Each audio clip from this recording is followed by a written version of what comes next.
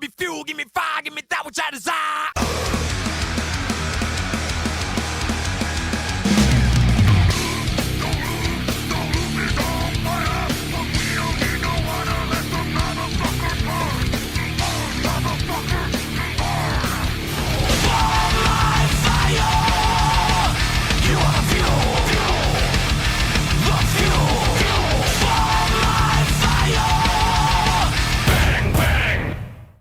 Episode 14, I think we're on. 14. Fuel from a Fire podcast. Wow. Fuel from a fire! We'll be gone. When you add it up, it's going quite well. Like Danny, Just a you little kind of bit. shocked me there a little bit. Yeah. Yeah. Halfway through our first year. Already. Yeah. So that's mad, isn't it? That's mad. It is. Yeah. So, obviously, I'm Tom, in case you didn't know by now. Here with Theo. Danny's Hello. here, looking after us, as always. And there's Danny. Hi. Yep, still here. Still going. Still in the Gryphon, Still in the Gryphon. drinking delicious beverages. Beverages! You gone for anything in particular, or is that I just had a Paulana? lager, yeah. Paulana. Bit of Paulana. Just have a few lagers. It's one of the constant ones that's always in here, isn't it? Oh yeah, well it's a lager that's not like really Crap. mad shit. So yeah. You know. It is actually a good beer. Yeah. I was at the brewery for my birthday, actually, my 30th. Long time ago. What, the Paulana brewery? Yeah.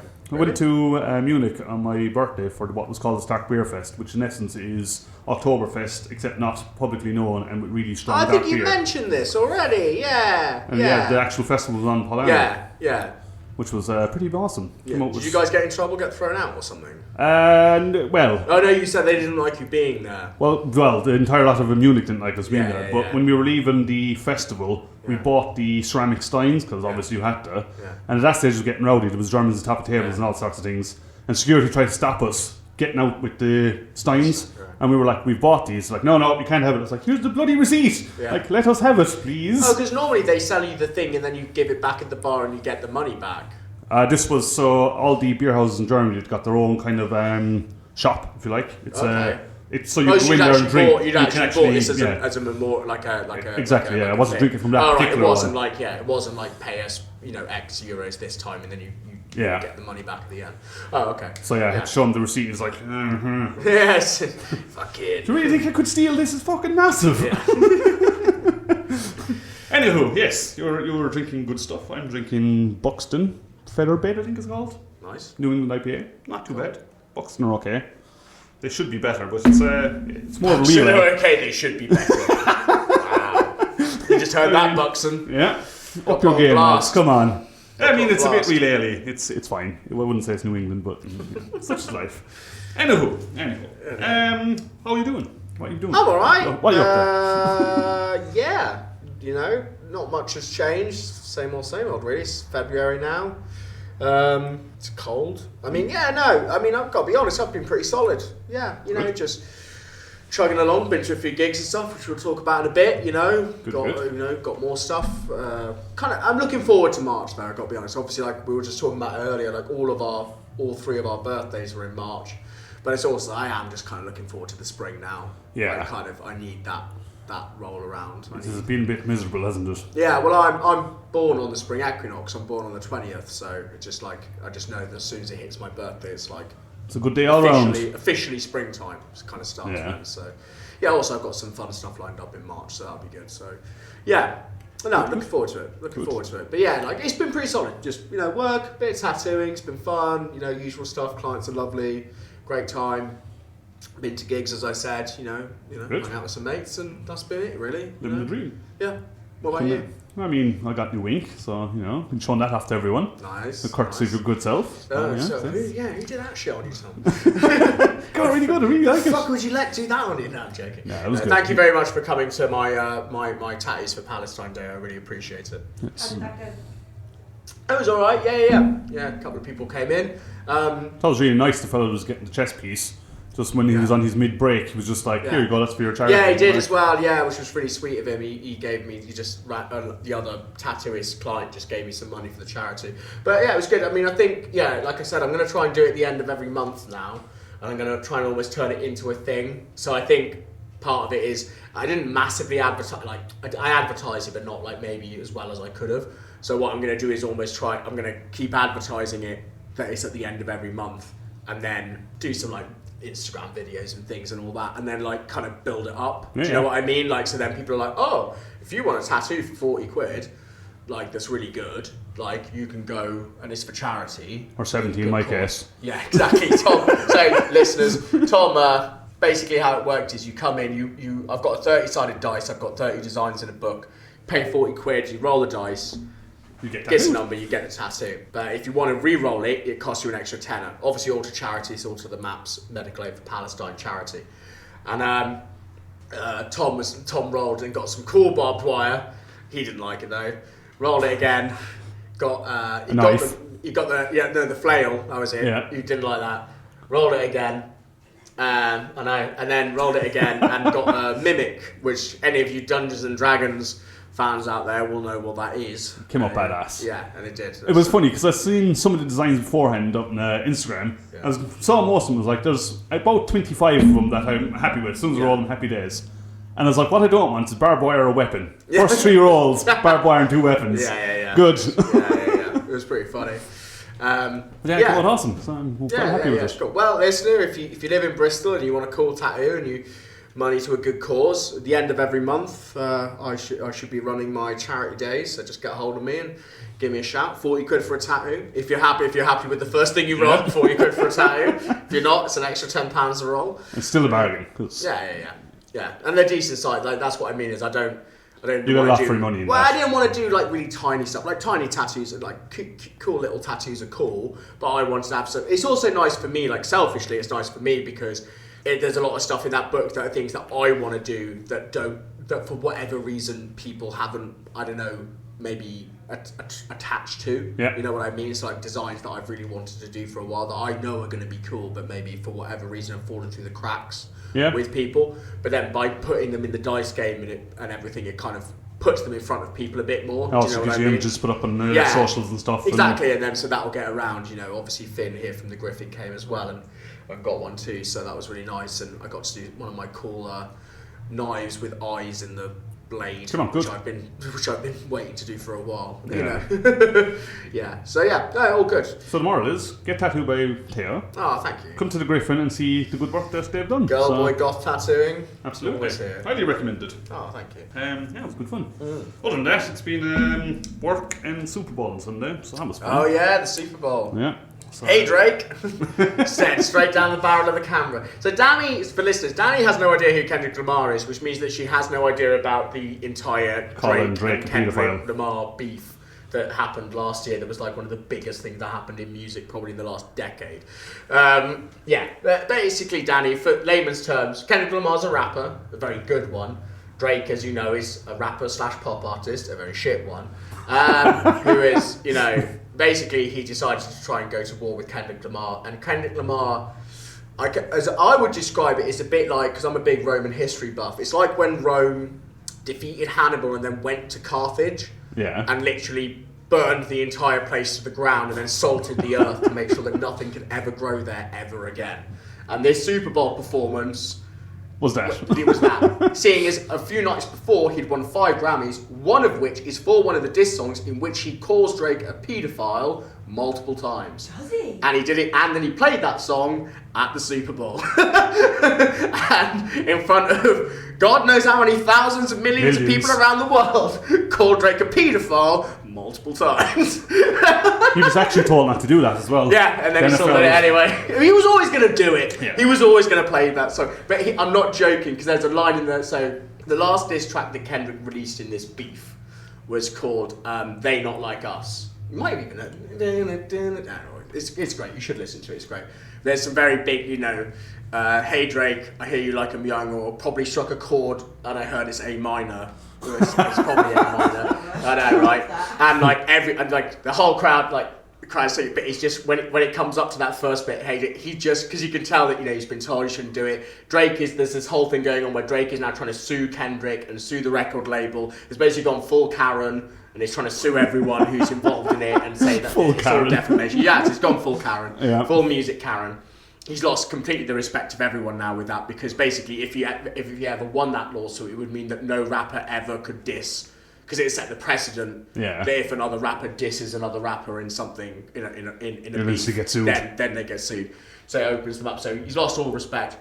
But Kendrick, he's just walking down past all his dancers, and that song starts, and he just like that bit comes up, and he goes from just like performing to the crowd around him. He looks straight down. He must know where the camera is. He looks straight down the barrel of the camera and just has this grin on his face, like, "Hey Drake, I hear you like I'm young." And it just like goes into the rest of the song, and it's just like you just see it. And you know what? I've always liked Kendrick Lamar. You know, I loved Pimp a Butterfly. It's a great album. You know, Good Kid, Mad City. Like, and obviously he's got some of his more like bigger stuff, like, you know, like Humble and all that kind of thing. But you know, he's always been a very creative guy, really great rapper, really interesting person as well. You know, he's always been very. But what I've always liked about him, and he's always had this, is he is actually like very petty. And this is just like he is so vengefully petty about Drake. He has hated Drake for years and has been looking for an excuse to do this for so long. It's bad. So yeah, apparently the like the NFL commissioners was like, you know, you're the Super Bowl halftime show. Like, you cannot say that. Yeah. And he sort of said it. Yeah. And then he had Serena Williams come out and crip walk with all the, because I think her and Drake dated very briefly, and she really hated him, and she said that he was like really creepy, and she didn't like. I can't remember exactly. So there's something fucking Serena Williams, tennis all-star, fucking, you know, women's chat. He's just crip walking, he's just like, oh shit, we've got everyone. Samuel L. Jackson's dressed as Uncle Sam, fucking telling Kendrick that he has to be nice to all the white people. Fucking, it's all going off, and then on top of that, one of Kendrick's dancers actually fucking pulled out a Sudan and Gaza flag and did a whole fucking, was waving it live on the thing, got fucking tackled by like a gazillion security members for doing it. It's just like, yes, this is brilliant, I love this. It's almost as if music might be a little bit political sometimes. Just sometimes. Just a little bit, it's interesting, isn't it? Yeah, it's almost as if music kind of always at least carries some form of political action within the act of performing it. Though, you know, obviously, as we all know, we should just keep, people doing politics in music is dumb. Oh, I don't want any of that in there. You like System of a Down, do you? Yeah. You know, the Rage Against the Machine have gone woke now. Fucking absolute idiots. Anyway, I don't, by the way, not watch 1 second of American football at all. Still haven't watched any. I just talked about the halftime show, but rather not watched one bit of American football. I think the Eagles won, the Philadelphia Eagles won. Absolutely destroyed the Chiefs, which was nice. No one wanted the Chiefs to win. Not even the refs this time, so it was good. Oh, fair enough. I don't know. Is that the Kansas City? How do I know It this? I consume so much American media that I, like, once again, not watched a second of American football. I think I know a lot of the names of Packers. Yeah. Lakers. Yeah. No, Lakers The are Raiders. not. Lakers are basketball. Yeah. Raiders are football. Yeah. Right? Yeah. So yeah, how did you find? Did you watch the whole game? I mean, you're wearing what is that? The Bengals. Bengal. What's that? Cincinnati. Oh, Cincinnati Bengal Tigers. Yep. Nice. Okay. Yeah, it was a good game. We hosted, so we had a lot of friends over, a lot of beers. Oh, you were Philadelphia. You're from Philadelphia. Oh, sorry. You thought I was Irish all this time. Yeah. I mean, it's true. To be fair, isn't it? Philadelphia is one of the bigger like Irish.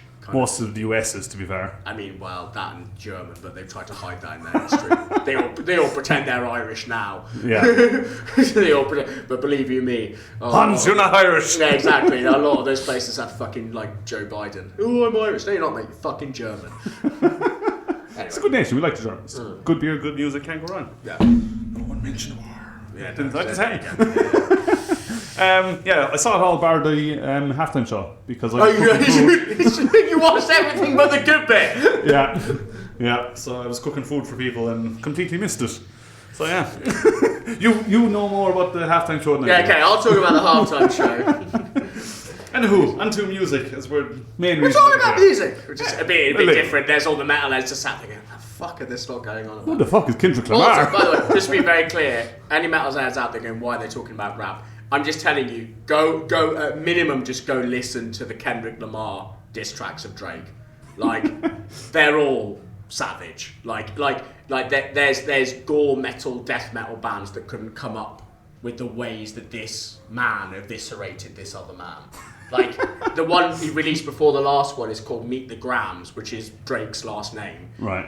Where he literally sits down and one by one systematically goes through all of Drake's family and then Drake himself and basically just tells them what a fucking shit awful person Drake is, how they should all be fucking embarrassed about the fact. Releases, basically says that he's got another girl, because he tried to hide the fact he had a son, and that got brought up in another diss with a rapper called Pusha T. So the first person he talks to is his son, Adonis. Literally goes like, pretty much just sits down and goes like, look, your dad's an absolute piece of shit, but you're a good kid. Like, and literally goes like, play this when you're 18. Like, that's like, so he's writing letters, writing music to his son that his son doesn't even understand at this point. He then drops in that Drake has another daughter, apparently, who's 11 years old. Right. Who he's also hiding with another woman somewhere, right? He then, like, has a go at Drake's mum, has a go at Drake's dad, and then has a fucking go at Drake. And it's, like, one of the most, like, genuinely, like, it's not even fun to this. It's, like, actually quite, by the end of it, you're like... It's like, you know, when you've watched like somebody have somebody has a go at somebody else in like a pub or like somewhere public. Yeah. And it's like Tiny Rebel, like we said in the last one. Yeah, but you know what I mean. Like, no, but like more than that, like you can tell it's like a personal one where they're like someone like finally loses it, and it's not just like screaming about like actually like is saying things that are just really, really like obviously true and too really hurtful, and it's happening in a public space. So everyone's like, this is awkward to like watch. this is really like it. That's how this song makes you feel. It makes you feel like you shouldn't really be listening to like. It feels like this should have been a private conversation that Kendrick had at some point. But he's made it into a diss record. Anyway, they're all great. If you're not into rap, still listen to those because they're fucking brilliant. And They Not Like Us became the song of the summer, and it's literally all about Drake and his mates being paedophiles. It's like literally the whole song. It's the whole song. It's the hook. It's the verses. It's the whole fucking thing. Oh dear. And it was played at every club and every fucking state. It was played fucking everywhere. They even played it at the Grammys. He even won a fucking Grammy for it. It's just Drake will never. This song will destroy. It's just Drake literally cannot hide from this song. It's just. That's got to make him feel pretty crap. Mate, just a bit. I mean, but if any of it's even half of it's true, then it's kind of a bit like he may deserve it. But but like they even played it like when the American basketball team like won games at the recent like basketball Olympics. Yeah. It just comes on because it's just a bop. Because like this other Meet the Grams one's really serious, like really like the beat's really dark. And then this was like and it's just like LA East Coast like boom bap. Fucking Oh yeah, he's beautiful. Don't it's worry. just like and everyone's just they not like us, they not like us, they not like us. Everyone's just singing. Probably struck a chord and it's probably A minor. Sorry. Right, carry on. I've done my bit now. So, anything metal in the world that you've been listening to? Yeah, I got introduced to a band called Backbreaker with 2 Ks. That was Neckbreaker. Neckbreaker, sorry, not Backbreaker. Neckbreaker, yeah. Who introduced you to them? Because you said to me, it I was popped pretty up banging. on a tattooist I follow, put them on his Instagram. And I was like, oh, okay. Because I know he's got good taste. I bumped into him at like Outbreak and stuff. Yeah. So I know he's got good taste in music, so I tend to click through when I see that he's posted something on there that he says that he likes. Mm-hmm. Went on, really liked it. Was it Horizon of Spikes is the album, the new one. Yeah. They've got out, that's the big signal. I sent it to Danny. She said that it sounded a lot like Devil Driver, which it kind of does. Yeah, It's got a bit more deathcore than... A bit more deathcore than Devil Driver, but it's got a bit of that vibe to it, that kind of thundering... kind of thunderous rhythm to it. Yeah, so I'd say like new stuff. Yeah. Yeah, that was a nice find. Gold Complex have got a couple of new songs out now, so that's good. They've got a new song called Salt and Ash and a new song called I think it's something I've forgotten something Idol. But yeah, very good because I like Gold Complex. I really like their last album. What style are they? I don't think I know. I think I might have sent you one of their songs a while ago. But yeah, they're like. I mean, I kind of want to say like a bit like kind of deathcore-y, but no, deathcore doesn't do them justice. Like they're like kind of like kind of devil, like kind of quite a bit more like Neckbreaker, like a bit like kind of like that kind of driving, like pummeling. It got like hardcore breakdowns in it, but it's like way more like extreme metal than like cool. hardcore. You know, yeah. I'll send you one of their things again. They're really good. New stuff. That's Funny enough, I've been exactly the same, kind of new stuff as well. Yeah. So I told you about one of the bands before, it was 1914. Oh yeah, you sent me. I'm sorry, I still haven't fucking clicked on anything yet. Yeah. They're really cool. They're best compromise of Black Death that you can get. They kind of mix between both, but like all their lyrics are all about like being in trenches and getting blown up and all this kind of stuff. Oh, right. So it's more on the death side like with the vocals. Yeah. It's a bit more guttural, Yeah. but it does have like the tremolo style and blast beats and stuff. So it's pretty kick-ass stuff. And the other one I came across was Undeath, which I put into. Undeath. No. Undeath I know already. Yeah. Yeah, they're fucking awesome as well. Yeah, Brazing the Blade. No, I did listen to that one as well, the new one that you sent through. Yeah, that's really good. Yeah, I really like that too. Yeah, that's old school death basically. It's good. Yeah. But funnily enough, I was looking up about them, and they're playing Bloodstock. Oh, are they? This year. Oh, cool. There we go. So as I was just looking at the thing, I was like, oh shit, cool. Okay, cool. Yeah, get to see them then. Yeah, exactly. Yeah. Awesome. So yeah, that was what else have I had on? There was something recent as well. The new Behemoth song. Cannot stop listening to that. I haven't listened to it yet. Good. Oh, is that what is it? The Shit of God. Shit of God one we were talking about last time. Yeah, it is so good. Yeah, it's It good. is so good. It's just, it just starts with Nurgle just screaming, going, "Eat my flesh, drink my blood. I am the shit of God," and then just fucking violence. Okay, cool. Yeah, I love me a bit of Behemoth. Yeah, it's very, very I'll have good. to listen to the new one. Yeah. The video's kick-ass as well. He's got this really cool, gothic. Yeah. Black They've always look been great though. They've always been great, the pageantry stuff. Like, I love it. I mean, I think my favourite album of theirs is still The Satanists, which I think they released a few years ago now. I want to say like 8 years ago or something. It is good. That. That's a really good album. That's very good. I love that album. I got really lucky because I saw them, it must be years ago, because I saw them at headlining the 10th stage at Download the year that they released that, because they played obviously a bunch of that album. Nice. So I was like, yeah. Linkin Park were on playing, I don't know, whatever. Shite. No. Obviously, it was still when Chester was alive, so fair shout to all the Linkin Park fans. I get it, you don't like that, but I was just like, nah, I don't want to watch that. I want to go into a tent and watch Behemoth. Summon Satan himself. That's more my speed. It's all right, Yeah, he puts on a hell of a live show. Yeah. Very, very good. That's kind of all I've been listening to, really. The Behemoth one, I've definitely added several hours into their playing history already. It's just a kick-ass song. Everyone go listen to it. Unless you have any religious beliefs or connotations. Probably not. If you've got Christian beliefs, it's probably not. Yeah, you're going to be very offended and very annoyed, and then annoyed at yourself because you like the song. While screaming, "I'm the shit of God," you know. Gigs-wise, you've been to many? So I went to the free gig here. That was Hammers, Swarms, Verminthrone gig. Yeah. And then we went to Madball the week after, last Tuesday. So a week ago, we went to see Madball and Peruvian Necktie and Glassjaw, didn't we? So Jawless, sorry, Glassjaw. I think Glassjaw is a really famous hardcore. I don't know why I said that. You're like, Glassjaw was supporting Madball. I don't even think they're together anymore. No, don't worry, everyone. Glassjaw wasn't supporting. Jawless, close enough. Yeah. So start with the one, the Gryphon. Tell us about that one. Yeah. Oh shit. So we're doing gig review stuff. Okay, cool. Yeah. So straight up. So free gig. It was the one. So obviously, Hammers were the Scottish Metal to the Masses winners last year. So these are all three bands have played Bloodstock. They're all Metal to the Masses winners, right? Swarms are the Newcastle Metal to the Masses winners, and then I can't remember where Verminthrone are from exactly, but they're all like northern, basically. Obviously Hammers are because they're fucking Scottish. I found out something though, so I chatted to a lot of the bands after the. Sorry, I will go on to the music, but Scotland has one Metal to the Masses for the whole country. Bullshit. Yeah. What? So you have to win. You have to win. You have to win Scotland. You have to win Scotland to play Bloodstock from Metal to the Masses. That's pretty shitty. Which of course could be a bit shit if you don't come from Edinburgh or Glasgow and have an inbuilt audience in that city, because obviously they're all the ones that can make it to the shows easier. So so I'll get back to chatting to them about it a bit more. So yeah, really good. So Hammers came on, really fun, like kind of like extreme metal, kind of slightly metalcore-y, really good fun. Really great. It's a good crowd as well. Like, it's just like a lot. It was sold out, was it? No. It was free, but I mean, there was a decent amount of people here though. Good. But yeah. Oh, it was like a Thursday night, so it's like not quite a not quite a weekend, so you can't always drag people away from their beds TVs. or whatever, or TVs.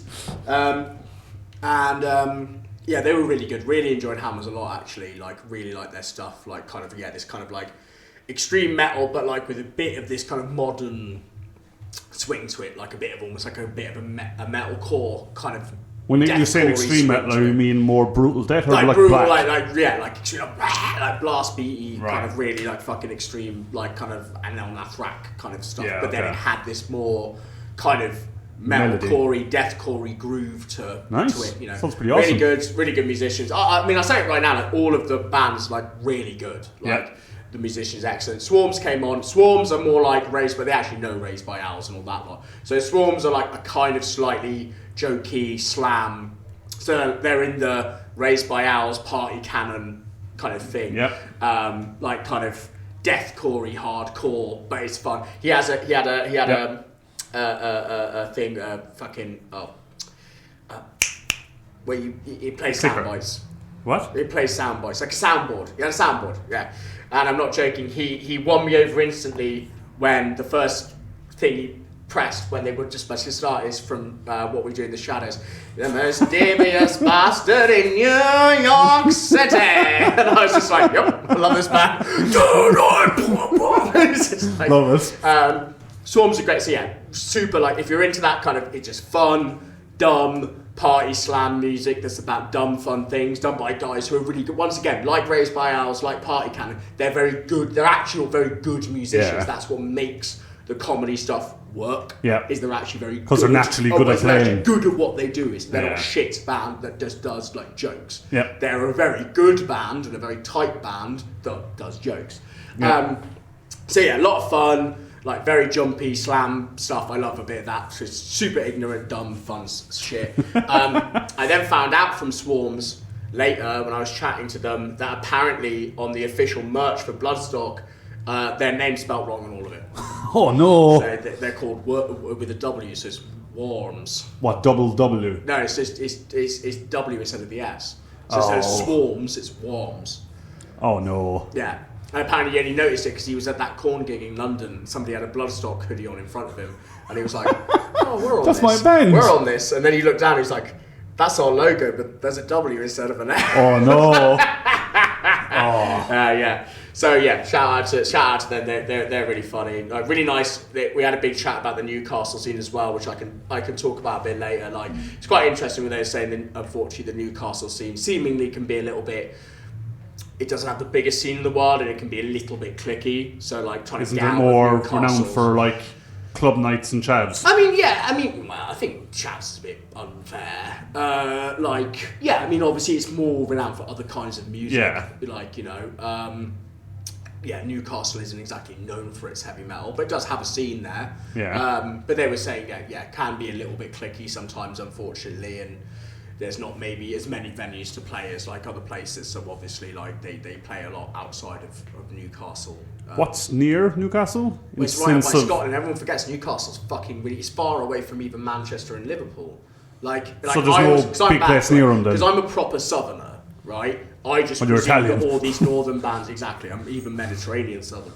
All these northern cities are just like kind of next to each other. Like in my head, like Coventry and Birmingham and Manchester the Midlands. and Newcastle, doesn't matter, and Liverpool and Newcastle are all like somewhere up north. I mean, from And here, then yes, there's a that's border, right. And then there's Scotland, Geography. right?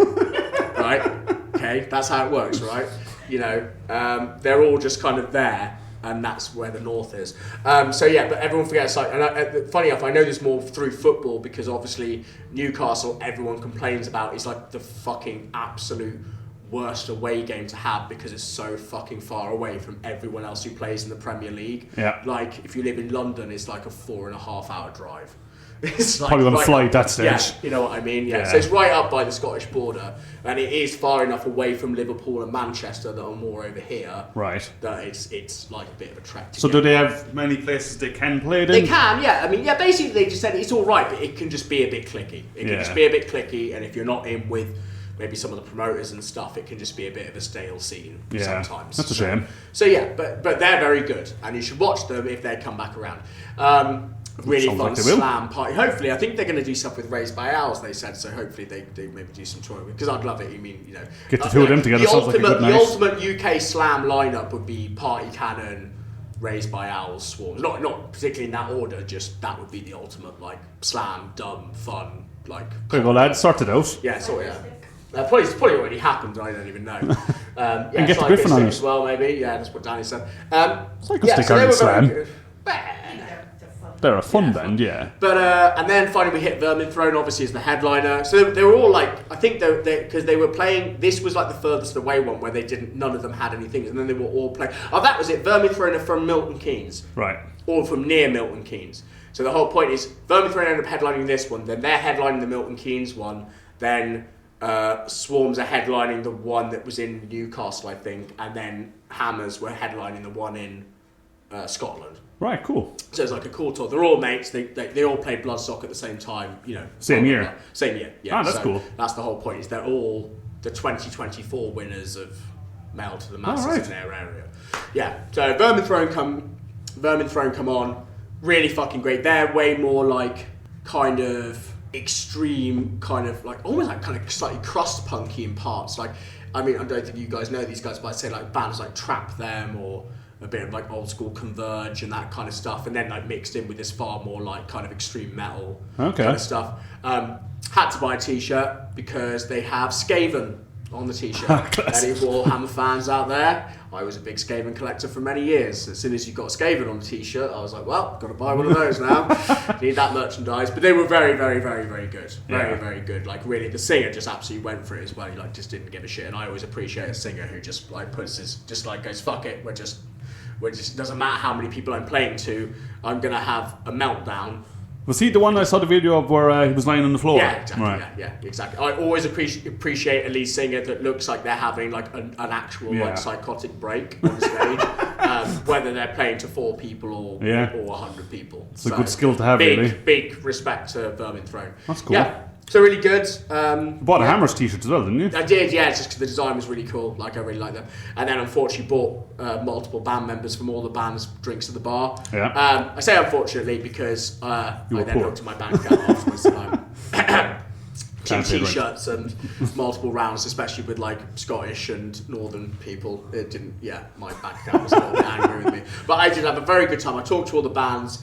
Talked to the Scottish lot. Obviously, they were talking about their Metal to the Mass experience. Yes, it can be a little bit. Obviously, their issue is that Scotland only has one. Yeah, I mean, makes it a lot harder. They need to really look at sorting that out because that's just not fair. Because they were saying like, yeah, if you don't come from Glasgow or Edinburgh, and you're a band from outside there, and you just don't have, unless you're going to bustle your fans in from like Dundee. Yeah. How the fuck are you going to win any of the heats? Do you know what I mean? True, like it makes it a bit unfair.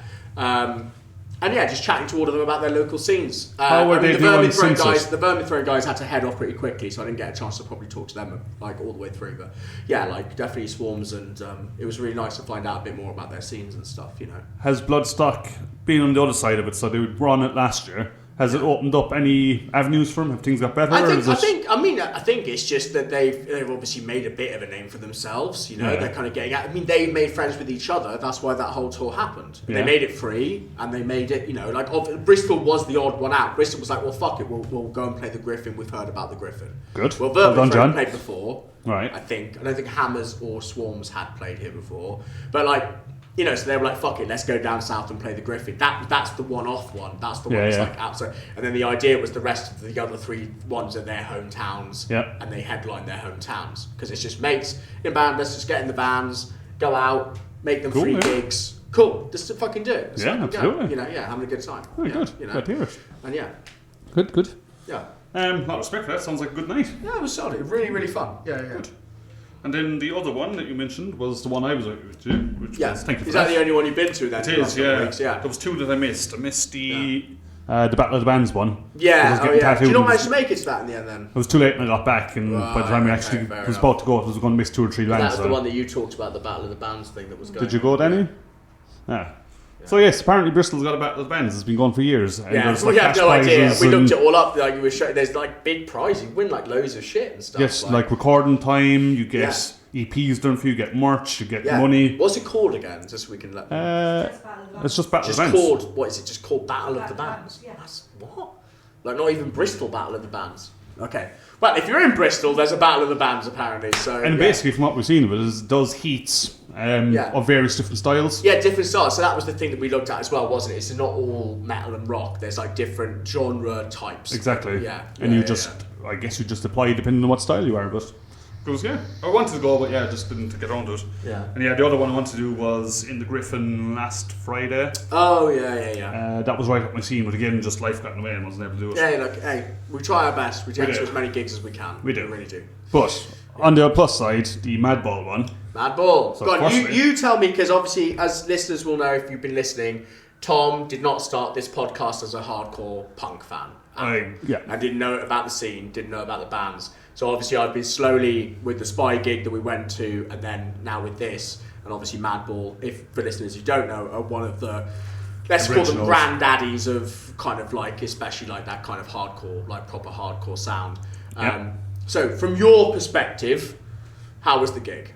I actually really enjoyed it. I had a lot of fun with it. So thank you for the ticket. That's all right, no problem. So as Theo just said, I wasn't really into the whole hardcore thing. Proven Necktie came out, full of beans, good local Bristol lads. Bristol local band, yeah.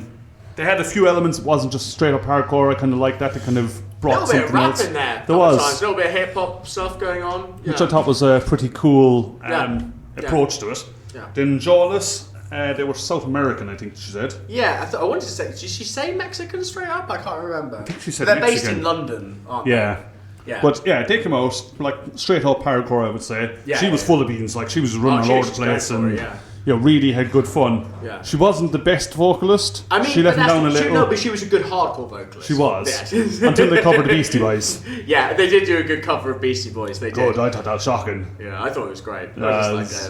I was like, I could see where you're going with it, but her voice let that particular song down. Okay. I said. But then Madball came out, and that was kick-ass. That's when. If all hardcore sounded like that, I'd be a hardcore fan. There you go. Hey, but look, just like any genre of music, there's the bands that are at the top, and for a reason, it's because they sound that good, and then the bands that maybe don't quite.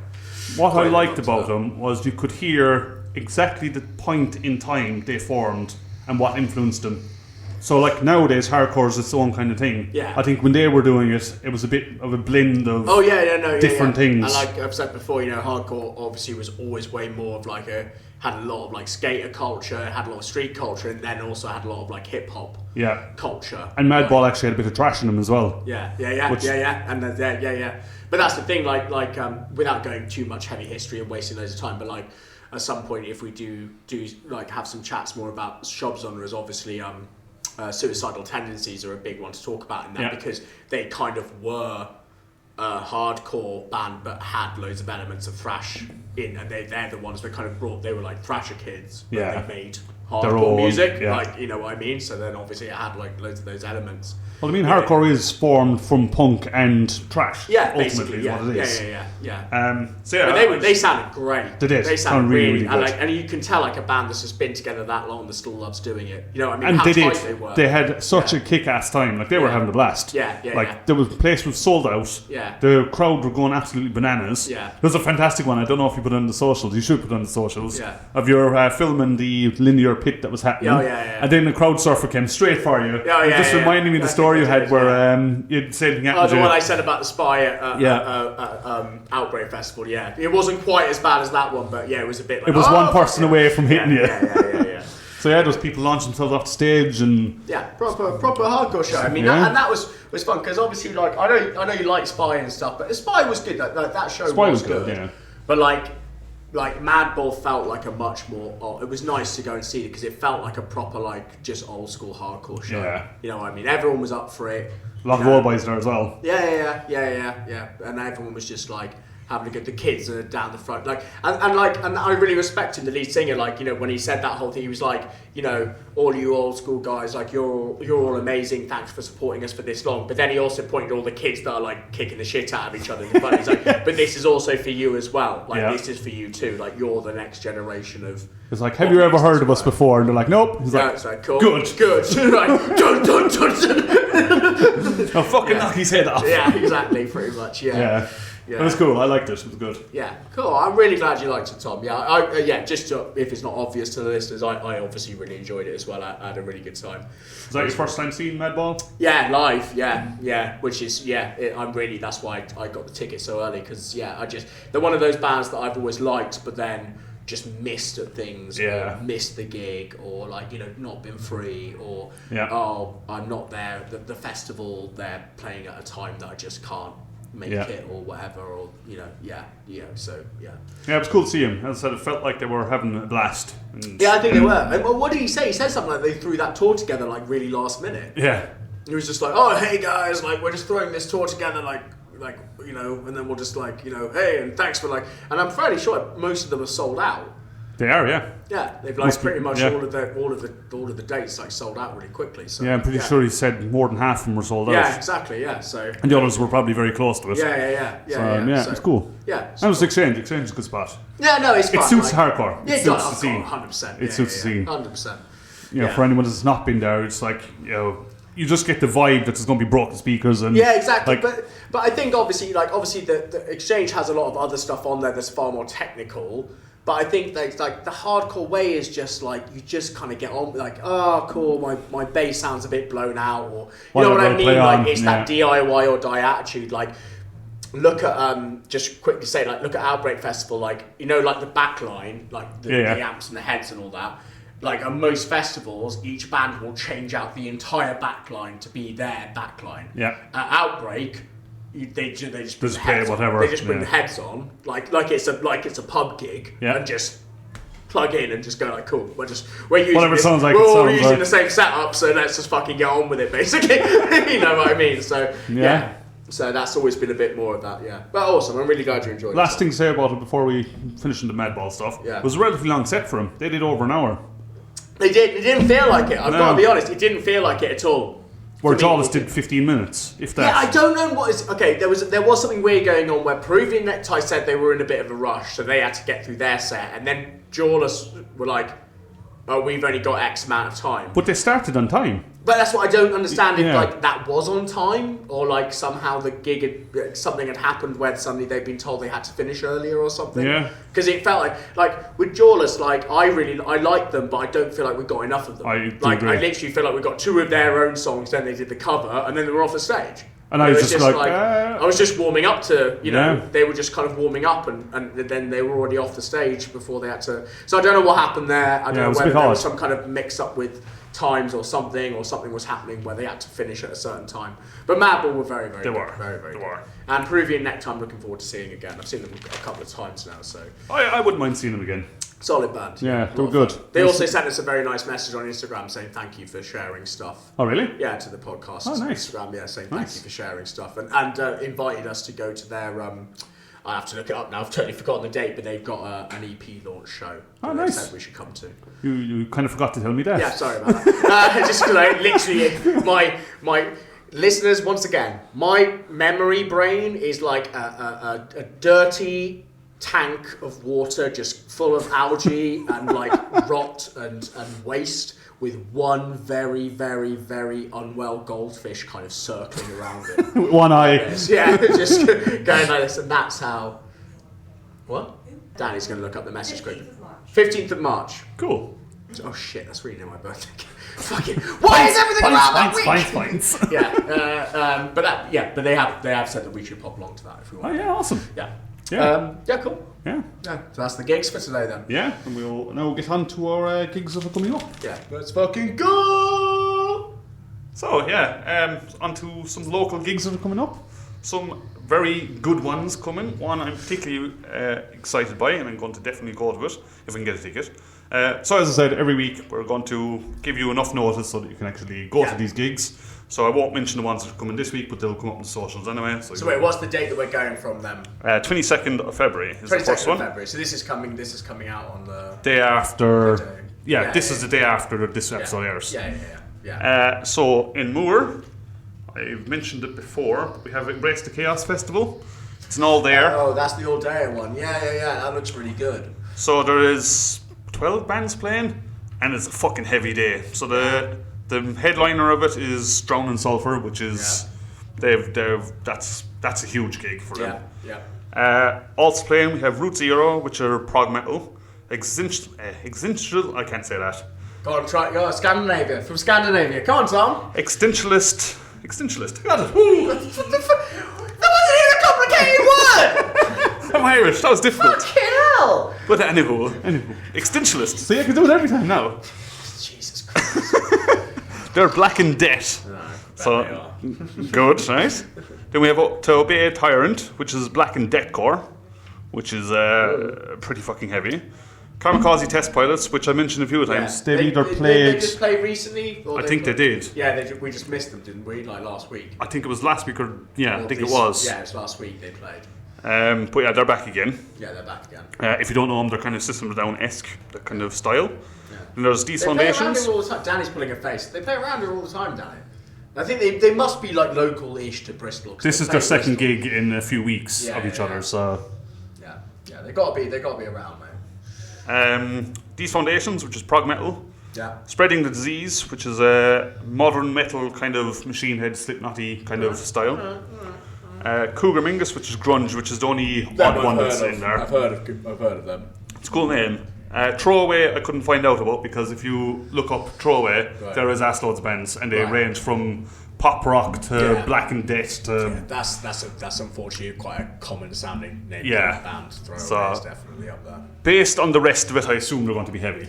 Yeah, I mean, you never know, yeah. Maybe they're switching up like a tiny little bit. And then there's Taipan, which is hard rock. So Nice. overall, it is quite a heavy day. Yeah. I mean, I'm gutted because I think it's on is it on a Saturday or something? Cause I don't Saturday 22nd, Yeah, so yeah. I can't go because I'm working. You better make some of it, though. I could make the end of it maybe, potentially, afterwards. I might try. Do you it's just a have bit gutted. clients all day? Yeah, I mean, that's what Saturday's busy. Annoyingly, it could, well, not annoyingly, but you know, it can also be the day that we get a lot of walk-ins and we tend to get them a bit later. Right. So suddenly we get the groups of friends coming in for friendship tattoos or whatever tattoos, but they all come in at like 4:30, and then like, even though they're all small, tattooing 5 people in a row is actually set up and set down time actually takes quite a long time to do. So yeah, and also to be fair, if there's money to be made, I'd definitely stay late. So unfortunately, you know, I'm a self-employed artist in this economy, so make hay while the sun shines and all that good stuff. And then come to Moore and spin it all. You know, yeah. So yeah. But you gonna go? Yeah. What about you, Danny? You gonna try and make it down? Yeah. Yeah. I don't know any of the bands other than Drum and Sulphur. That's all right, yeah, but that's the fun thing about it. Go for the day, drink some good beer at Moore Brewery, and just have a fun time, like getting introduced to some new bands. Especially because some of those ones that were on earlier are probably be like local bands that aren't that big. True. You know, so yeah, I look forward to it. I think it'll be good. On the same day, we have, I mentioned them before, Norwegian hard rock. They're Kevlar Attack. Here we go. See? Yeah. And he mocked me so much, Danny. He mocked me so much when I had that one time that I had to take over the podcast. He mocked my pronunciation. He mocked it. He mocked it to I Evan, didn't he? Yeah. And now... Because he'll fix it. Look! Sorry, what was the band you were just trying to say? Kevlar Attack. What? KVL. Start with that. Cav. Kelv. Surely. ERTAK. Now say that in Norwegian. Pretty sure it's Kevlar Attack. Well, I'm going to say it is until I'm proven. Yeah, that's what I said. Kevlar Attack. Kevlar Attack. That's what I said. Not what you said, mate. Anyway. So, are they actually from Scandinavia? They're Norwegian. Oh, there you go then. Okay, cool. Actually, All yeah. right, get past. And Urn are sporting them. Oh, nice. Which is a mix of kind of sludgy hardcore. Nice. They've been around a while as well. Wait, who's supporting? Urn. URNE. Well, like an urn, as in like an urn that you put... Okay, cool, yeah.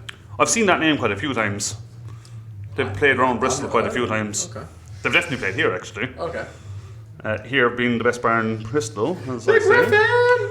Then on Monday the 24th, we have the second of the Metal to the Masses. Alright.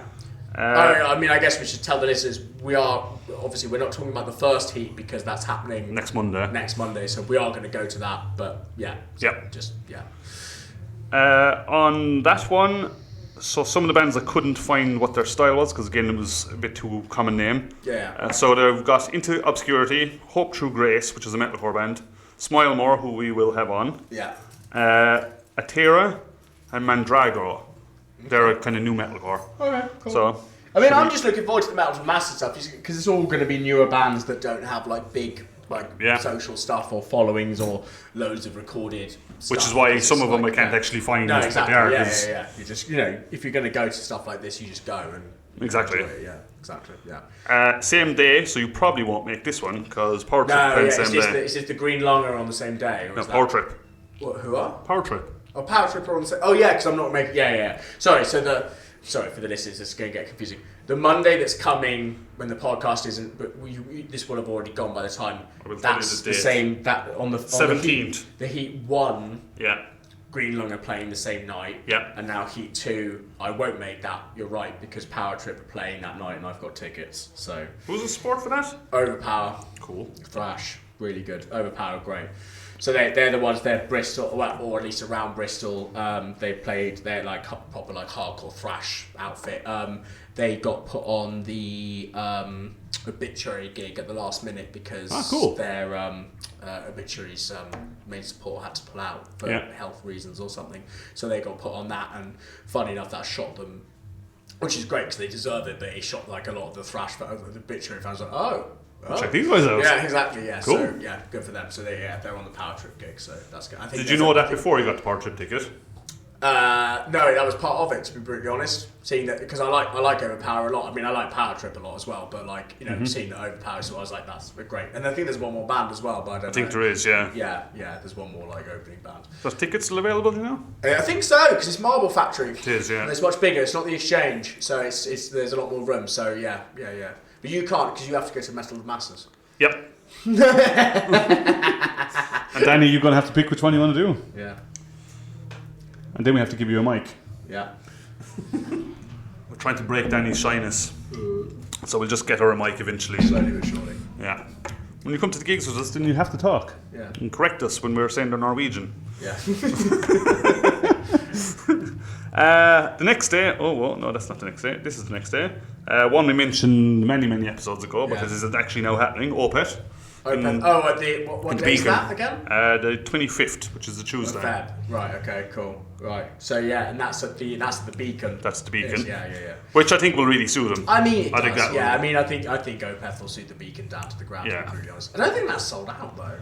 It's gone very quiet in the socials about that. Hasn't it? Which is like, don't know whether they're going to do a big push of it yet. Because I felt like Cannibal Corpse that was everywhere. Kind of it was just everywhere. You couldn't get it. Was getting advertised the Cannibal Corpse show all the fucking time. Absolutely. Yeah. I just feel like the Opeth one I've not heard literally fuck all about. Oh yeah, exactly the same. I don't really know why. Maybe it's sold out. They don't need to. I don't know. I don't think so. Are you going? Because I'm not the biggest Opeth fan. No. I like Opeth. Like John talks about Opeth. John's a massive Opeth fan, but like I assume he's gone. I probably. Oh yeah. But I like Opeth a lot, and obviously have like time for like. But I'm not. Once again, they're not a band that I've ever follow around or listen to like. I'm exactly the same. Do you know what I mean? Like exactly the same. If they're on, I listen to them. 100%. And I love them, and I completely appreciate what they've done for metal and. They invented an entire subgenre. I mean, pretty much, yeah. So you got to give them that. So yeah, like it's but they're not. Yeah, they're just not like fully like I wouldn't. I wouldn't be paying out of my way to see them. or pay 50 quid to go and see them. Yeah, exactly. For me. 26th of February at the Fleece, another nice heavy day, which is Distant, which is heavy deathcore. Mm-hmm. Enterprise Earth, which is American band, which are deathcore. I've heard of them, yeah. 10 Seconds of Life, which is badass name, again American deathcore. Okay.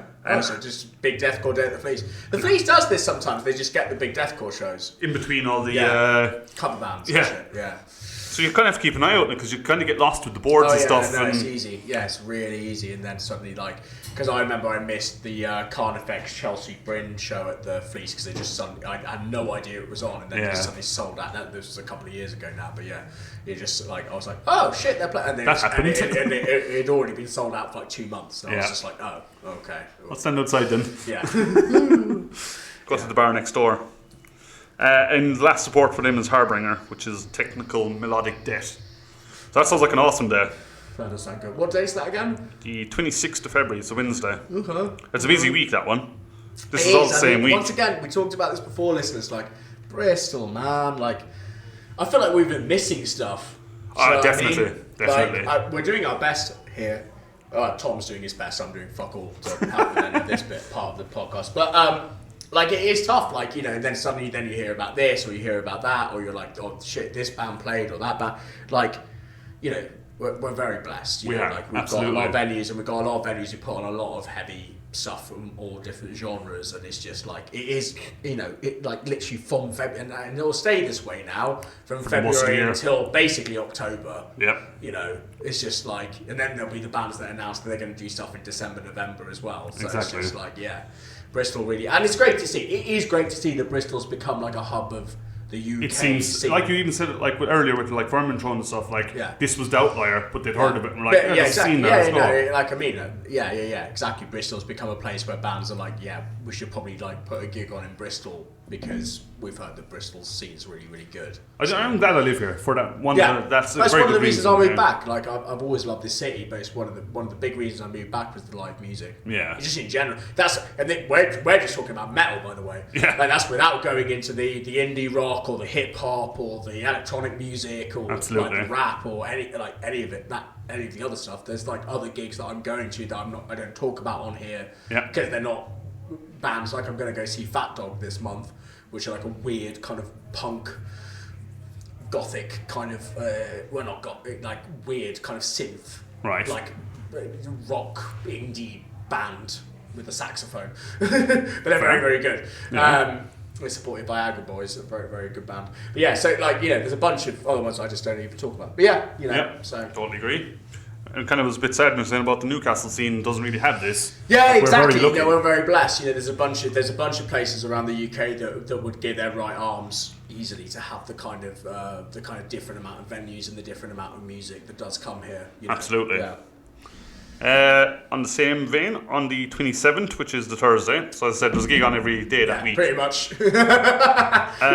In the best bar in Bristol, the Gryphon. We have a band called Still, which is black and hardcore. Nice. Acceptance, again, I couldn't find what they're like because it's too common a word. And then, that's an odd one.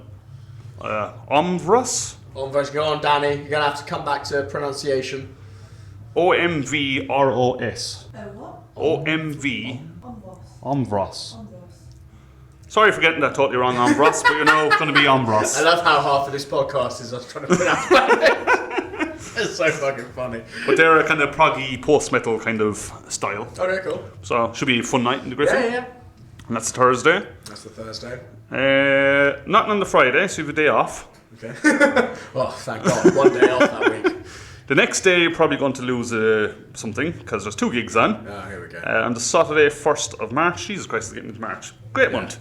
Biohazard and Life of Agony. Yeah, they're doing their Cohalan, I think.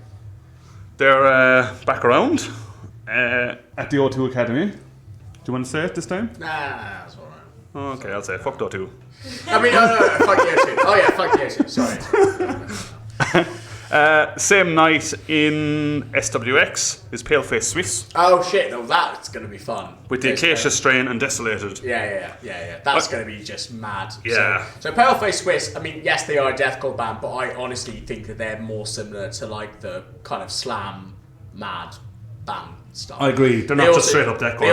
They also did a song with Pint Glass, the band that I like to really? Sight hardcore lad band. Yeah. The one who the rumor is the bassist is also in Sleep Token, but whatever. They did a hilarious song with the lead singer from Paleface Swiss. Ah, cool. Yeah, it's fucking great. Yeah. They do seem like a fun band. I came across them recently. Yeah. It's just like loud, ignorant deathcore. Yeah. And I mean, when I say ignorant deathcore, what I mean that in the best possible way. That's what I mean. Like, So that one kind of came out of nowhere. It should be a good one.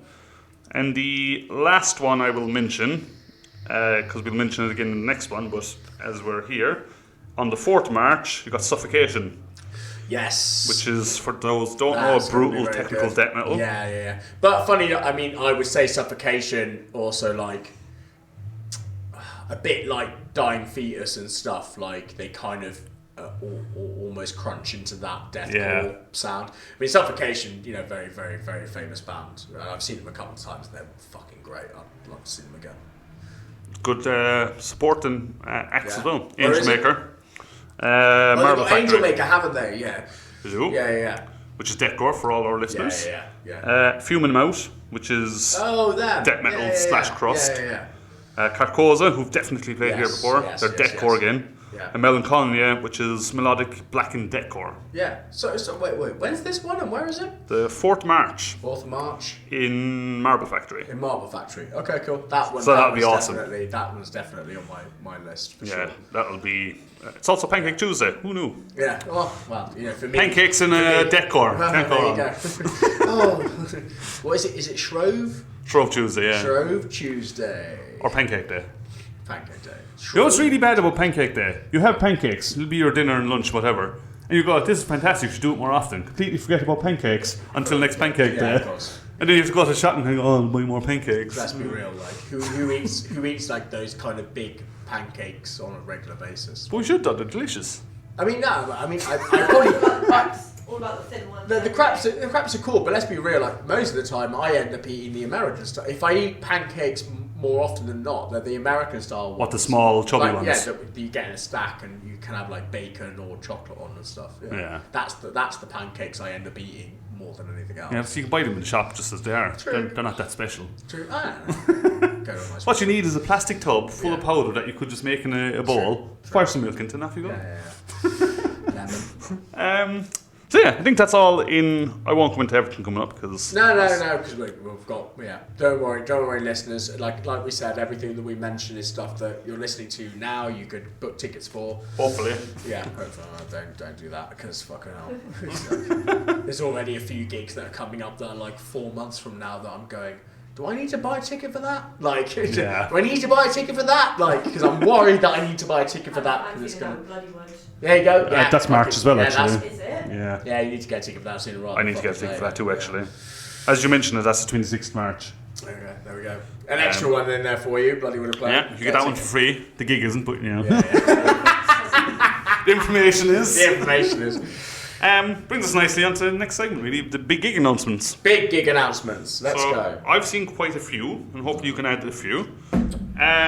So the first one was Electric Six are back again. I love it. I just love the fact that these guys just tour. I'm telling you right now, everyone listening, go and watch Electric. Doesn't matter where you are, they'll end up playing somewhere near you because all they do is tour and play, right? And I'm telling you right now, it's one of the best fun nights that you'll have. It's it really a good time as well, 5th of December. So. Yeah, it really is. Just go watch Electric Six. It's well worth it. You'll have the best time ever.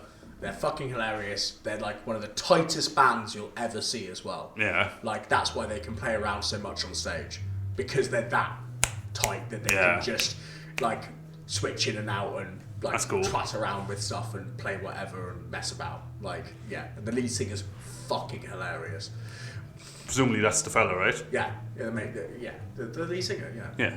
I want to go to a gay bar. Because there's 2 singers, isn't there? No. They have a female singer on the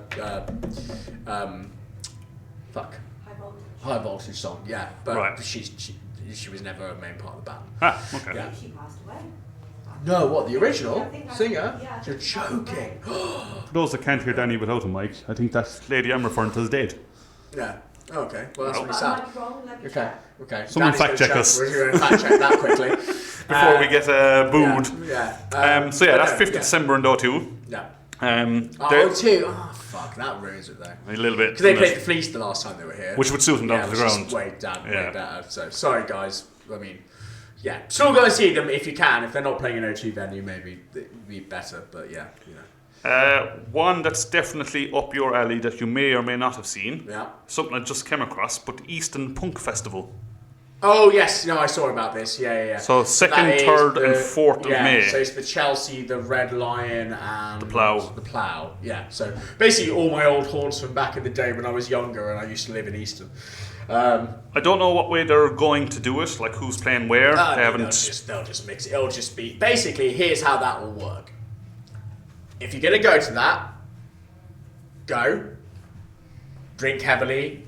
Do lots of drugs. That's what everyone else will be doing. And stagger around Easton, just randomly wandering into those 3 pubs. Are they close to each other? Yeah. Right. The Red Line's probably the one that's the furthest away from those 3, because Red Line's probably about a 10-minute walk, I would say, because that's more St George. Right. than it is Easton. But the Plough and the Chelsea are like really close to each other. Was the Chelsea the one we were in? No. That was the old thing. I keep forgetting that pub for some reason. That's not. No. Don't worry. We definitely haven't been to the Chelsea. Like the Chelsea's great. Chelsea has character in the sense of like you can buy a lot of drugs in the Chelsea. I mean, you can. For any police officers, you cannot. Chelsea's a great place, and please don't listen to this. Fucking game picture. But no, it's great. Yeah. It's really good. It's proper. It'll be. Well, the Red Line actually has like a stage. The Plough and the Chelsea is just like the Chelsea's just a floor show. That's cool. Like proper. Kind of suits punk then. Yeah, punk as fuck. Do you want to know who's playing? Go for it. Let me know how many you know, because I think there's 2 I know, but let's see what you got. Split Dogs. Yeah, they're really good, by the way. Yeah? They're getting really big as well. They played the Chelsea, not that, like literally the other weekend. Huh. Yeah. Bristol based? I think so, or at least somewhere around here. Yeah. Cool. Holy Popes. No. Mutilated State. Yes. Which is a great name. Yeah. Gores. No. Docile. Yes. Lacrosse Club. Yes. Urza. There's a poster of them over there. Oh, I don't know that. Grandad. No. In Vain. No. Shin Splints. No. Gimmick. No. The Forgetting Curve. No. Human Leather. Great name. No. Electric Cowboy Club. Yes.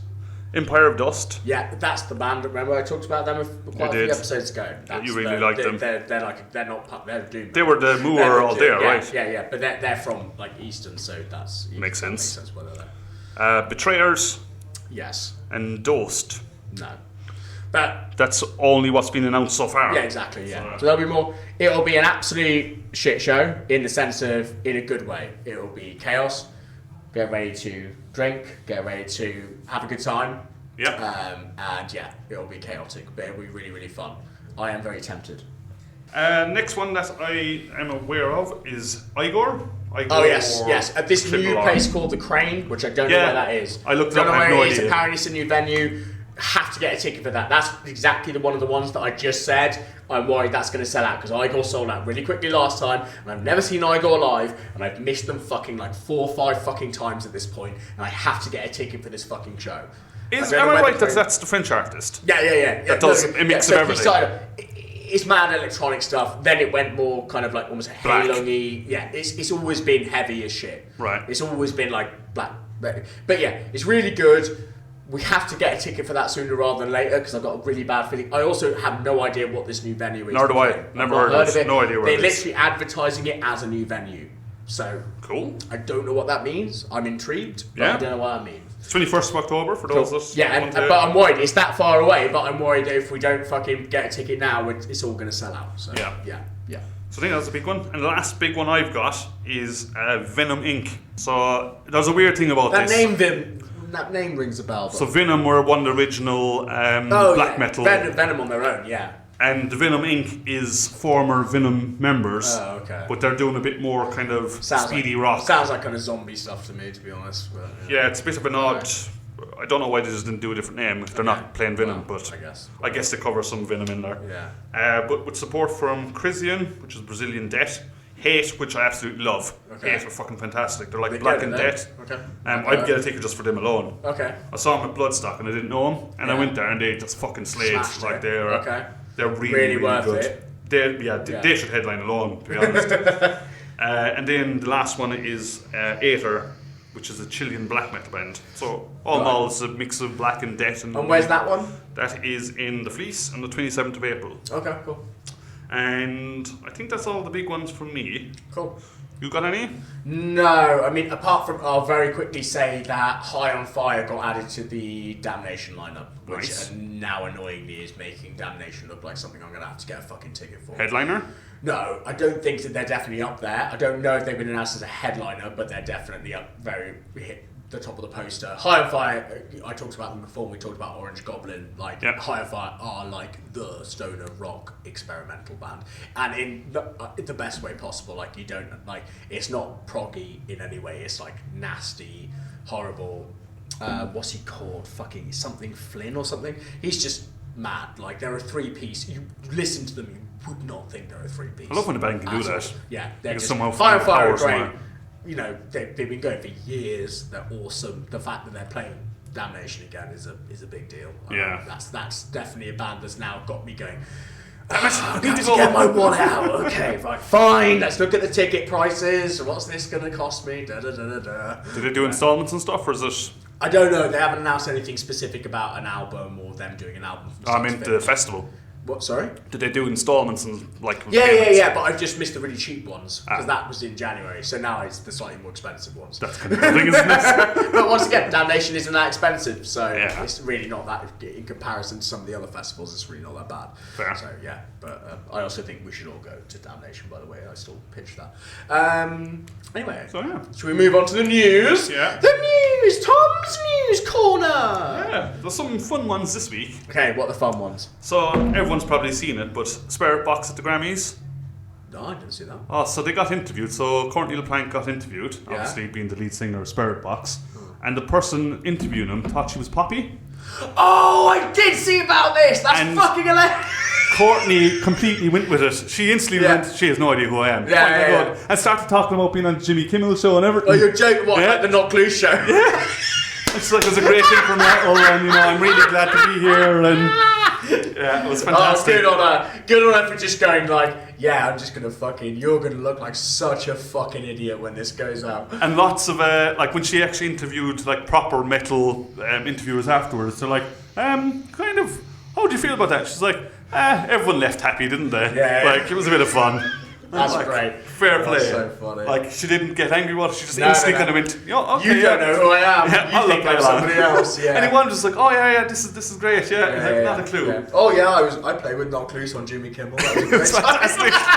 It's fantastic. And to top it all off then, Poppy then released a t-shirt the next day or 2 days Yeah. afterwards. Basically, black t-shirt just says, I am the real Poppy. Oh right, nice. Yeah.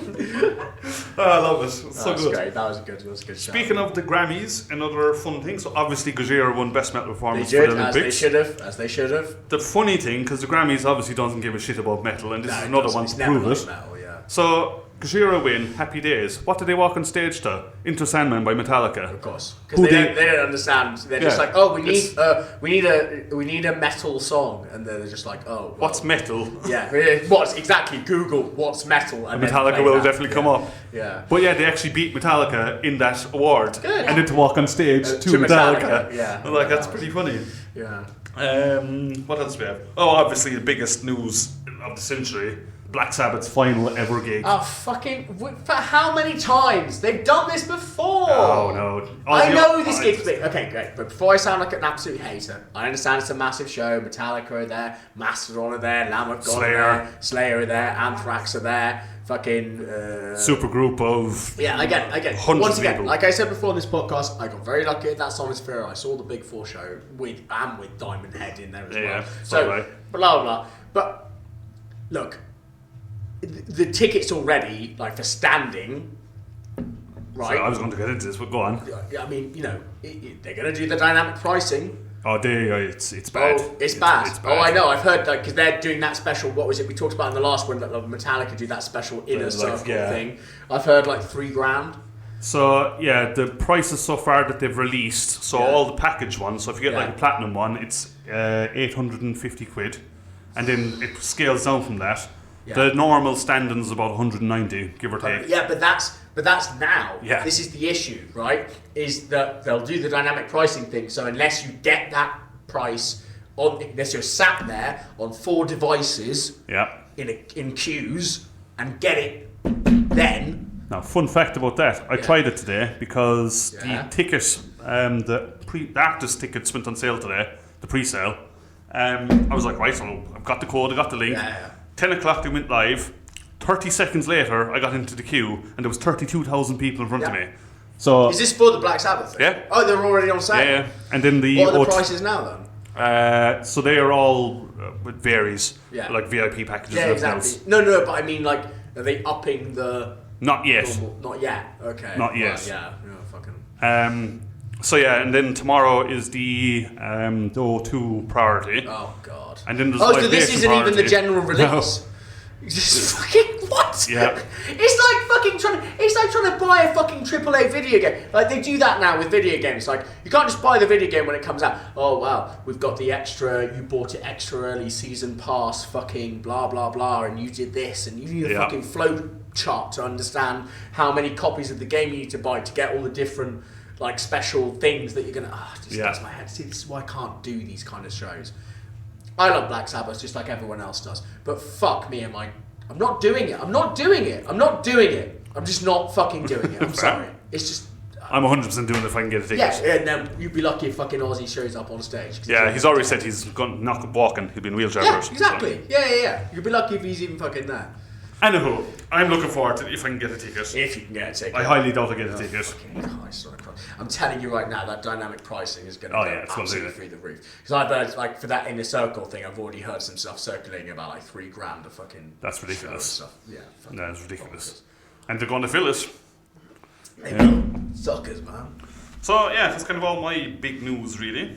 You have anything you want to report on? No, I mean, I don't think I've got any specific, like, metal news that's really, like, kicked through. I've already done my Super Bowl stuff, was probably my Kendrick Lamar versus Drake stuff was probably my big news. that was it. Yeah. Fair. Apart from Lady Gaga releasing a new song, so Lady Gaga. she's gone back to the old school apparently. So like Poker Face era Gaga, so I'm very excited. Well, I think a lot of people might be. Yeah, good. Yeah. As should you, Tom. As should you. See you be dismissive. In fact, Juliet quite likes them, so yeah. Right, there you go. And there Dimple. you go. Right, I guess we better actually do our album review. Yeah. Before I start talking about Lady Gaga for 20 minutes. So, album review this week. Again, David, thank you very much from Black City. David, Black City Records! As always, giving us lots of good things to review. I was very excited by this one because I actually knew the band and it's the first one I knew. You did, because this is the band you've gone on about in a couple of other podcasts. Absolutely, isn't it? yeah. Go back about The 4 Gaelic- episodes and you remember me saying, I've come across this new band, it's amazing. It's Gaelic Black metal. Yeah. So I was very excited when David gave us this. I was like, new album basically came out last Friday, which was... Nice. What date was last Friday? Doesn't matter. A few days ago. Yeah. Which gave us very little time to listen to it, which was fine. I was excited by it because first band that I actually recognised we were doing stuff. Yeah. And I really want everyone to hear them. I think there needs to be heard.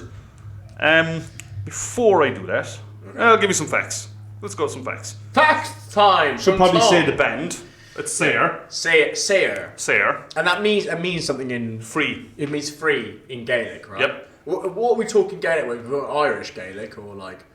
Yeah, the Scottish Gaelic is Scottish. more or less the same. Right, okay, yeah. Obviously there'd be some differences in it, but yeah. But wait, because Gaelic isn't the same as Irish, is it? It is, yeah. Oh, it is? Yeah. Oh, okay, cool. Sorry, yeah. So like when we talked about kneecap the other day. Yeah. And the other, so that's Exactly. Gaelic. But there'll be different words for different Yeah, names. okay, cool. Yeah. But yeah, so they're a Scottish Gaelic black metal band. Which Oh god, the fact that they're actually Scottish is going to link into part of what I'm going to talk about.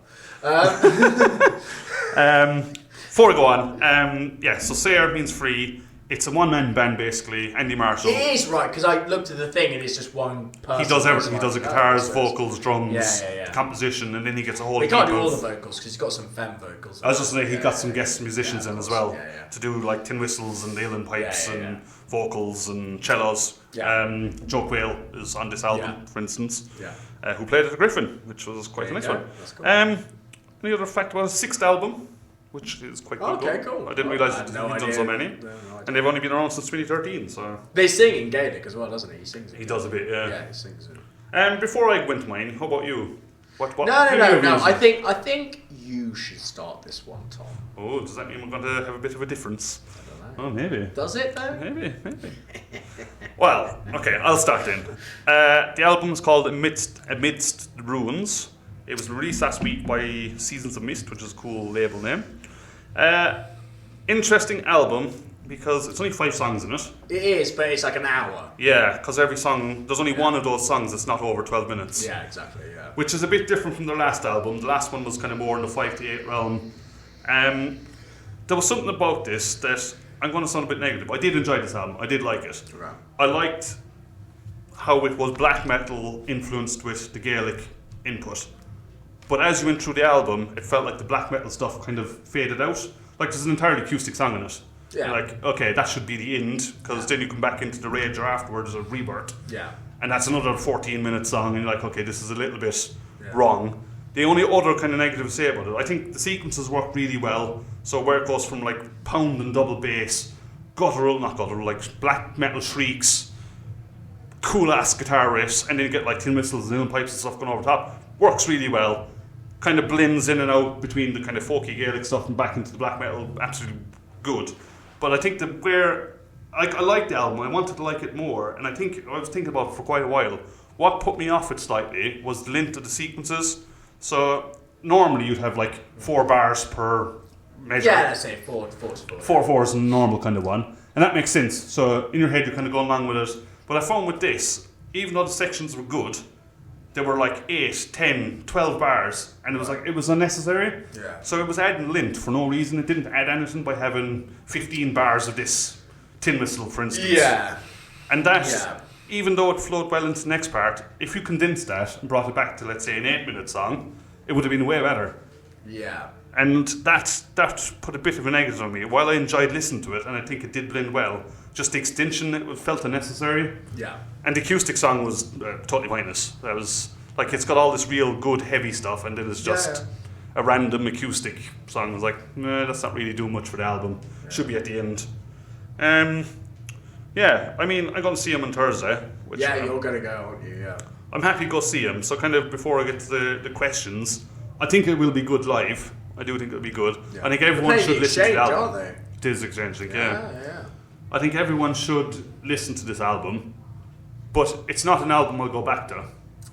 I liked it, I enjoyed it, but it was just, I don't know, it felt a bit forced. Okay, interesting. So, I'm going to be honest, I like this album, but for the wrong reasons. So, as like a kind of black metal project, I really don't think this hit the mark for me. It's atmospheric black metal before we... I mean... It's more on the folky Celtic side. So, obviously we did the Bedsore one last time, right? And that was like... What I'd give to Bedsore, honestly, was like the experimentation where it kind of felt like they were trying to like blend a lot of things together. And when you talked about this band before and you said like Gaelic black metal that's mixed in with Gaelic sound, and maybe some of their older stuff is like this, you'd have to tell me. But... I was expecting a lot more experimentation. Yeah. I'll be honest, right? Not just, here's the blast beat bit, and then here's the Gaelic bit, and then here's the blast beat bit, and then here's the Gaelic bit. That's exactly how this album is. Right, unfortunately. Yeah. Like, look, I know that they're not Gaelic, but you've got like a band like Halung out there that does like kind of Scandinavian, like Nordic stuff. Like, they're there's a reason why they're they're just so good. Like, so when I think about bands like putting like kind of folk, like especially like ancient kind of folk elements into a thing, I in my head I'm like, like a band like Halung does with their stuff. Yeah. I'll be honest, right? For me, this sounded like one of two things. One, it sounded like the entrance for a wrestler. Like Drew McIntyre, who is Scottish. This is why the Scottish thing comes in, because it sounds like a lot of these songs could be his entrance music as he comes in and the pirates say, boom, boom, tonight on WWE, Saturday Night SmackDown, Drew McIntyre's here. And then the other part that it could sound like is like a fantasy anime, like fucking fairy tale, or in Scotland, but like the ones that do the fantasy stuff where they play into that kind of like European thing, where it kind of plays into that kind of thing. I've got to be real. Like, it's good. It's not. Once again, it's not bad. It's not like this is awful music. It just really didn't. It just felt really like. Generic and forced. I hate to say gimmicky. Yeah. It was just like there's some black metal stuff, then it stops and there's Gaelic stuff. Then there's black metal stuff, then it stops and there's Gaelic stuff. Then there's black metal stuff, then it stops and there's like at least Bedsore, whether you like them or hate them, it was just with the weird jazz, fucking Christian choir, whatever the fuck they were doing, were trying to blend and play around with the elements of what they were doing with stuff last time. You know?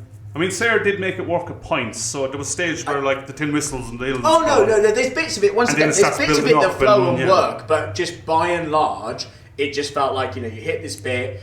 It sounds like an anime OST for like fucking, like I said, like 7 Deadly Sins or fucking something like that. Like all the characters are flying in from the side and everyone's showing off their powers, and then it just hits this like black metal bit that, I'll be real, to me personally felt really generic. Yeah, I'll be real. Yeah. It's like the it's a guitar that's playing one note, the double bass, the guttural vocals. They're all good. They're mixed well. They're recorded well. I know exactly what you mean. Could I pick it out of a lineup of black metal stuff? No. Like, it didn't bring anything to it. Like, and like I said, and I hate to keep on doing this thing to the last band that we talked about in the last podcast, Bristol, but at least there was like some character there. And in a weird way, like what we said about them was like, actually no vocals would make it better. I kind of think this with this as well. Like, make it an atmospheric Gaelic thing, or go full Halem with it and just like go balls to the wall. We're gonna go mad weird with this. We're gonna go druids, standing stones.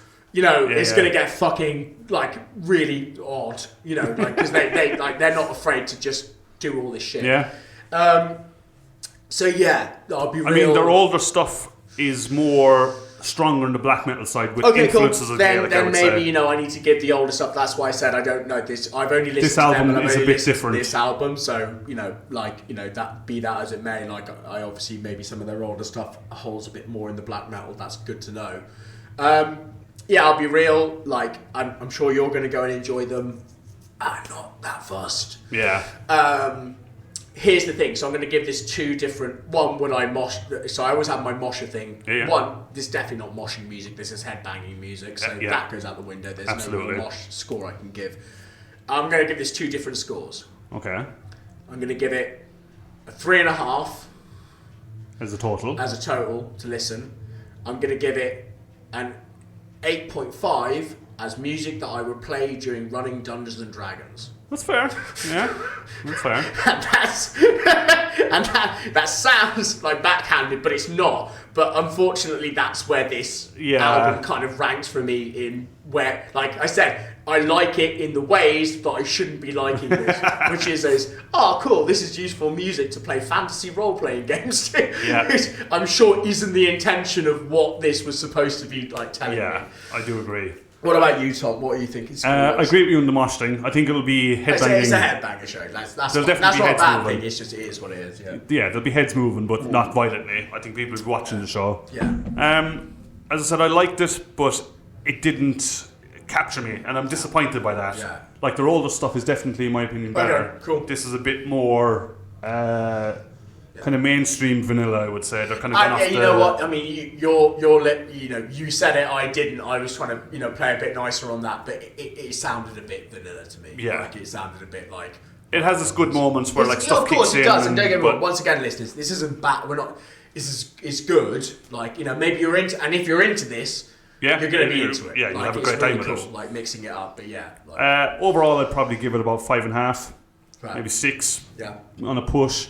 Like, I listened to it, I enjoyed it. Will I go back and listen to it again? Probably not. Probably not. I'd listen to the first 2 songs, they're pretty good. Yeah. But I'd listen to their back catalogue first. Okay. So I think that's probably the message I'd give to the listeners. A bit of the older stuff, but I 100% I'm with you there. Like, I'm going to be real, listeners, I'm probably going to forget this album. Yeah, me too. Like, fairly quickly. Yeah. It's not one I'll come back to, I'll put it that way. But I enjoyed listening to it while I listened to it, but it wouldn't be... Yeah. Once again, great background music while I'm moving D&D miniatures. Exactly. And my players are rolling dice and we're having a combat. I 100% agree. I think, totally do. Yeah. So, overall, not too bad. But, I think it's worth a listen. Yeah, it's good. And I'm looking forward to seeing live. I feel bad now, guys. I feel bad. I feel like I've upset Tom. I feel like Tom's like, oh no. I mean, there's black metal supporting them, so the album's not very good. Yeah, then unfortunately, because fair shout to him as well. If it's one person doing it all, like, you've got to give him credit for that. That's a big deal. So there you go. That's episode 14 album review for you. Before we wrap up, Do you remember how we did a poll last time? Oh yeah. Okay, wait. What Vinyl was, versus CD. Danny's saying about the poll. Yeah. What was the poll again? It was, are people team vinyl or team no vinyl? Team vinyl, team no vinyl. Oh yeah, I remember that because Yeah. you didn't understand the whole concept that vinyl is good. Yeah. Yeah. Okay. What are the results? With 67%, people are team vinyl. Of course they are. Told you. I told you, Tom. Thick. I told you, Tom. No, you're not. What is wrong with you? I guess someone Just needs because to you have like fucking 4 Alexas dotted around your house. Fucking doing this shit. Oh, quickly. Sorry, I know we're going to finish. Really quickly, I saw a reel of a woman. I didn't realise you can test this out for yourself. You should test it with your Alexas at home. Let me know how it goes. She went, Alexa, play Killing in the Name of by Rage Against the Machine. And it went playing Killing in the Name and then played a different song. And she was like, Alexa, what's this song? It says a completely different band, completely different song. You have to go onto the thing and it goes, oh, well, Rage Against the Machine have got a tag that's like, are you sure you want to listen to this music? What? Yeah. And apparently they're doing that with loads of bands that have like problematic things, which is, we all know, means like left-wing socialist views. So yeah, Really? you should try it. I want you to try it with your Alexas. I want you to see if you can get your Alexas to play Rage Against the Machine, or if they'll try and. I mean, I have a lot of trouble with Alexa anyway, because I'll ask her to play something and she's like, I don't understand it. Of course they do. I'll try. Honestly, yeah, you gotta try it with yours. I mean, you say that, yeah, because obviously with your accent, some of the funniest ones I've seen is like either people with really heavy Scottish accents or really heavy Jamaican accents trying to get Alexas or Siris or whatever to like do what they want them to do. The amount of times I've called my Alexa total bollocks for just not listening. But yeah, so apparently we've already got these fucking speakers and stuff for like trying to now limit What you can what hear. you're actually trying to listen to. I would just blame me. I mean, funny enough, it's as if Rage were raging against some kind of contraption, like some kind of machine that we you know, like. If only their name suggested something. Against the Alexa. Yeah. That's the cover band. Oh, Rage Against the Alexa is the cover band. You're right. With Ferrero Rocher as the singer. Yeah, that's great. All right. I mean, I guess we're gonna have to end it there for this week. Seems like a good place to end. I mean, yeah. Before John kicks us out for talking about left-wing music. Oh, yeah, Theo, thank you very much. Pleasure as always. Always a pleasure. Never a chore. Danny, thank you too. Gonna look after us. Get the sound up there, recording, everything. All good. John, Gryphon, amazing. Thank you. Everyone, love you. David, thank you for the album, even though this time it was a bit on the low Hey, scale. you know. It happens. Yeah. It happens. Thank you, Tom. Oh, thanks. Oh, yeah, thank you, Tom. Oh, Thank very you. well. Yeah, good well said, Danny. Well said. So on that note, we'll see you in the bits. Woo! Give me fuel, give me fire, give me that which I desire.